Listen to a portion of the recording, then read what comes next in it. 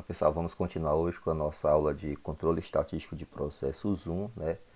Que especificamente será o nosso quinto e penúltimo assunto, ok? Bom, então a aula vai ter o seguinte roteiro, que é uma introdução e uma motivação, os limites naturais de especificação e de controle e os índices de capacidade do processo, ok? Então, existe sempre uma preocupação com a estabilidade do processo, né? Ou seja, se tem ou não causas especiais ou só tem as causas aleatórias, né? Então a capacidade do processo é a ideia em produzir itens conformes dentro dos limites de controle e consequentemente de especificação, né? Então essa medida depende da especificação e da variabilidade do processo, porque são duas fontes diferentes de dispersão. O limite de especificação ele é descrito em projeto, enquanto do processo ele está ali no momento em que o processo está em andamento, né? Então a ideia é, num índice só, agregar informação, né, da especificação e da variabilidade do processo, né, para saber o quanto também que a variabilidade do processo está acima ou abaixo, a relação que ela tem com os limites de especificação, né? Então não há relação com a presença de causas especiais, ok? Então ela praticamente vê o quanto o processo é capaz de acordo com essas medidas.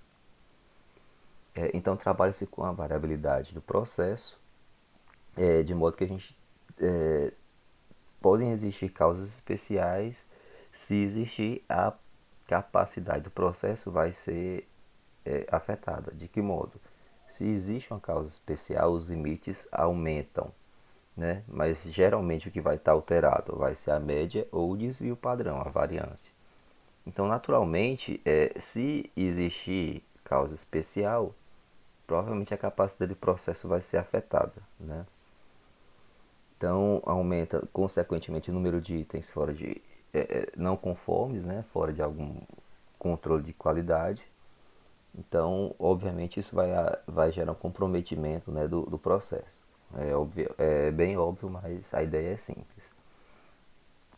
Para isso, a gente tem que saber a diferença, obviamente, entre os limites naturais, os limites de especificação e os de controle, tá? Então, é, a gente entra nesse ponto para geralmente, porque geralmente é um confundimento. Então, a gente tem que deixar bem evidente a diferença entre os três para que fiquem bem claros, né, na cabeça de vocês. Então, os limites naturais são definidos com base na característica da qualidade. Ou seja, ele pega a característica da qualidade X e pega a média mais ou menos 3 desvios padrão, né, considerando os parâmetros μ e sigma como os valores alvo, né, os valores ideais iniciais de projeto, né. Então, o limite inferior natural e o limite superior natural são x barra barra mais ou menos 3R barra D2, né?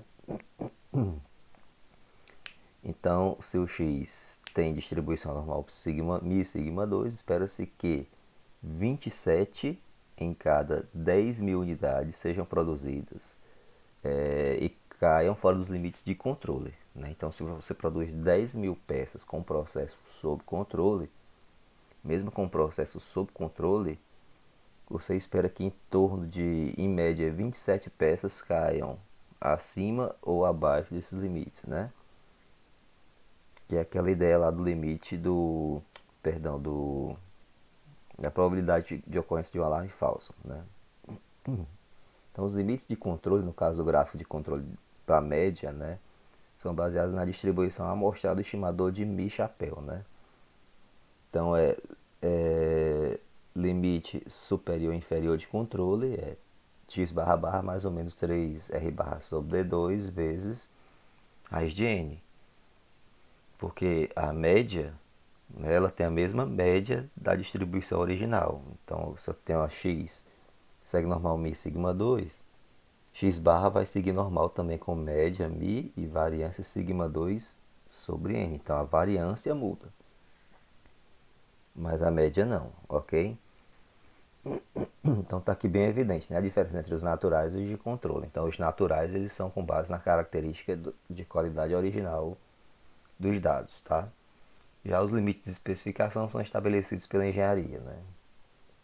Esses limites naturais aplicam-se à característica x e os limites de controle aplicam-se à característica x barra, que é o que será plotado, né?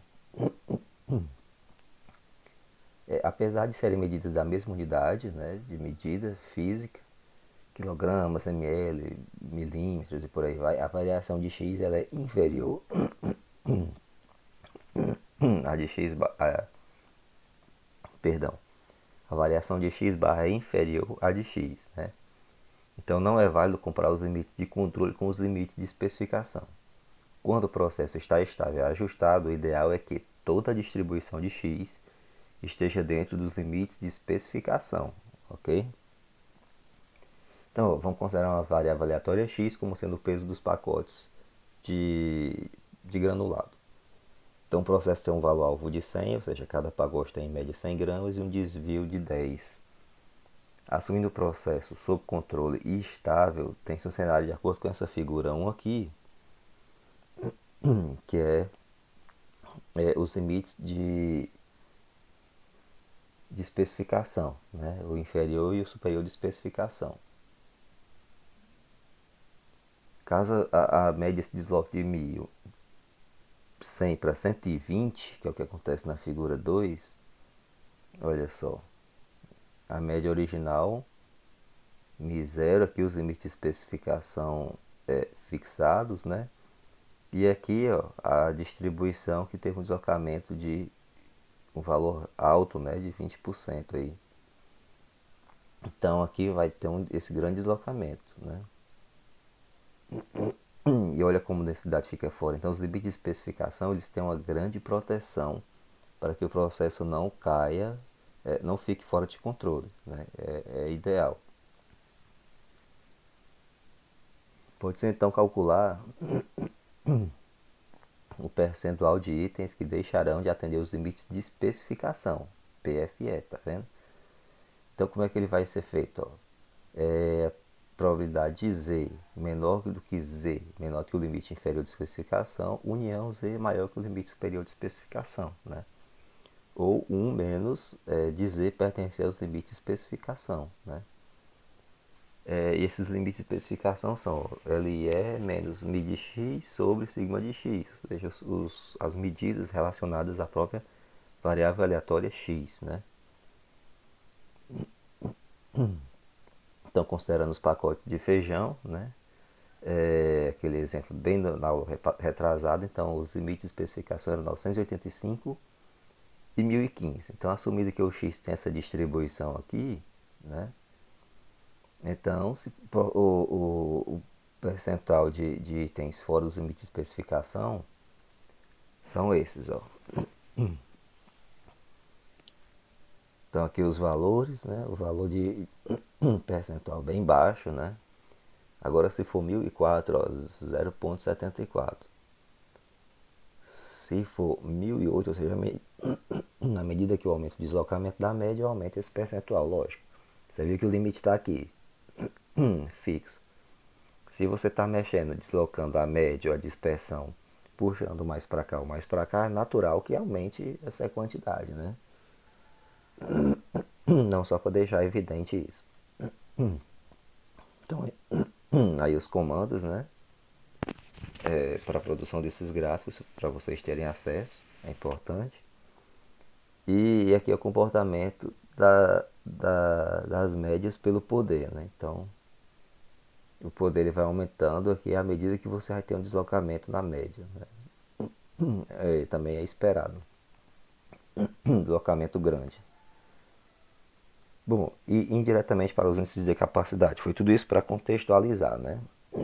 Então, os índices de capacidade do processo, né, chamados de ICPs, são parâmetros adimensionais, ou seja, não tem medida nenhuma, e mede o quanto o processo consegue atender as especificações. Tá? Então, não há nenhuma relação fixa entre o PFE, né, que é o percentual de itens fora dos limites de especificação, e o índice de capacidade do processo. E o ICP é uma medida bem simples, né? Ou seja, quanto maior for esse valor do ICP, melhor o processo consegue atender as especificações. E olha como é simples, né? Esses são os três principais índices, CP, CPK e CPM. Então, olha o CP. É o limite, é a amplitude, né? Ele pega a amplitude entre o limite superior e o inferior de especificação, né? Sobre 6 sigma. E esse sigma é o desvio do processo. Então, ele está comparando a amplitude de especificação com a dispersão dos dados da variável, né, aleatória. O CPK é o mínimo entre o limite, aí ele pega, né, limite superior menos a a média, sobre 3 sigma. É como se ele estivesse pegando, identificando, porque assim, você tem os limites de especificação, tem a média aqui no zero, né, ou, perdão, se for padronizado é zero. Se você deslocar para cá, você reduz a capacidade. Se você deslocar para cá, você diminui a capacidade. Então ele quer saber, para ponderar, se essa capacidade vai ser deslocada para cá ou para cá. Como ele vai pegar o mínimo, ele vai pegar, né, aonde vai reduzir ainda mais a capacidade. Se ele se deslocar para mais, ele pega o superior menos a média, né, sobre 3 sigmas. Se for para menos, aí, né, ele calcula os dois e pega o mínimo. O CPM, ele pega o limite superior menos pega a amplitude, né? E divide por 6 vezes raiz quadrada de sigma 2 mais d, o quadrado de d menos mi, né? Que também é uma ideia equivalente, ou seja, ele vai tentar captar o quanto, né, ele está se distanciando de mi, né? O quanto o mi está chegando mais perto do superior ou do inferior em havendo deslocamento, tá? Então são índices bem simples. Então, obviamente, o limite superior e o inferior de especificação são dados em projeto, você tem que ter. E o do projeto, aí, o do processo, vocês podem estimar para aquelas estimativas, R barra sobre D2 e por aí vai, né? Fica bem simples de obter essa medida.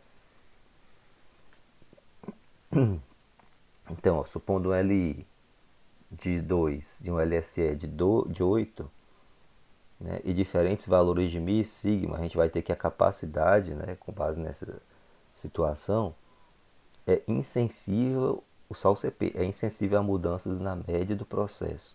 Só deve ser usado quando a média estiver centrada em D, né? Se a média do processo não pertencer aos limites de especificação, o CPK será negativo, né? Então, e o CPM possui a desvantagem. Processos com as mesmas proporções de unidades de não conformidades podem ter CPMs muito diferentes, né? Então aqui eu tenho o valor, né, de mi e o valor de sigma, tá? Então, ó, conforme esses valores aqui e considerando o limite inferior de 2 perdão, o limite inferior de 2 e o superior de 8 e considerando essa medida de dispersão, né, que os dois são com base em mi e no sigma, né? Então esses são os valores de CPK e CP. O CP, você tem aqui, não há sensibilidade à média. Na própria fórmula você não tem, né? LS menos o LI sobre 6 sigma. Então, se o sigma for o mesmo, ele vai continuar sendo o mesmo, né? Já que não, né? Ele lá ele pega o mínimo entre o limite superior menos a média sobre 3 sigma ou o limite inferior menos a média sobre 3 sigma, né? Então, ele vai ter uma sensibilidade da média, né? Então aqui, ó, à medida que a média aumenta aqui, ó, se ficar fora, vai ficar negativo, né? Tá vendo? Qual é a média do processo? Pronto, é. Então tá aqui, ó. Isso aqui é o CPK. Então, se eu tiver o desvio, em resumo aqui, vem objetivo, ó, o sigma é sempre positivo, sempre positivo. Então aqui, quando é que isso aqui vai ser negativo? Quando é que isso aqui vai ser negativo? Quando a média ela for maior que o limite de especificação. Ou, né, o limite inferior, né, for maior do que o mi. Então, nesses dois casos, esses dois valores vão ser negativos. Então, pegando o menos negativo, né, só seguir a ordem, né, o menos negativo é o que tem um valor absoluto maior, né? Então, entre menos 1 e menos 2, qual o maior valor? É menos 1, né? Então, você pegaria o mínimo que seria menos 2, né? E assim vai. E aqui também é a mesma ideia, tá? Então aqui, ó, tem os valores de CP, CPK e CPM, tá? Nesse caso aqui, ó, se eu pegar aqui, é porque ele está, como foi dito, maior do que os limites de especificação. Então vai ser negativo. Se o limite lá de superior era 8, né? Aí fica 8 menos 1, 8 menos 9, menos 1. Então, por isso que vai ser, né, negativo. Só para deixar evidente. Então aqui tem os valores da capacidade, ok? Que os valores de R, tá? Perdão, os comandos no R para ficar mais evidente. Para vocês treinarem para fazer esses valores aí, tudo bonitinho, como foi feito aí na disciplina. Então, se x é normal e mi igual a d, então o CP igual ao CPK, que é igual a 1,33, que corresponde ao Z de 3,99, ou seja, raramente vai cair um ponto além de 3,99 acima, né, ou de menos 3,99. Né? Então, a tabela 3 mostra alguns valores dos índices de CP, e o processo razoavelmente ser capaz é ser rigidamente controlado, ou seja, mesmo ele sendo capaz, ele tem que ser controlado e monitorado. Né? Mas até que ponto? Está aqui. Né? Na classificação, capaz, razoável e incapaz. O CPK, que é um dos mais utilizados, acima de 1,33 é capaz. Se ele tiver entre 1 e 1,33 é razoável, e abaixo de 1, incapaz. Né? Então, se acontecer isso com o CPK, né, 1 mais 1,33, a gente vai ter uma proporção aqui de peças por milhão. Tá? A cada quantidade de peças alteradas, ou, perdão, produzidas, só vai ter 70 peças em 1 milhão. Considerando um processo capaz. Perdão. Se tiver razoável, ele vai ter entre 70 e 2.700 peças por milhão. E isso aqui se ele tiver centrado, né? Aqui se não tiver centrado. E aqui, se for incapaz, ele vai ter mais de 2.700 peças. Então você vai produzir 1 milhão de peças e vai esperar ter mais de 2.700 peças fora de controle. Né? Bom, então tem esse exercício, mas aí a gente vê se vocês fazem esse exercício, tá bom, gente? Então, são medidas muito simples, né? Calcula a medida e tem interpretação. Se tiver aqui, principalmente aqui dentro dessas interpretações, a gente toma as decisões. Mas de forma geral, esses índices confrontam a especificação com a dispersão do processo. Tá? É tão simples que a gente...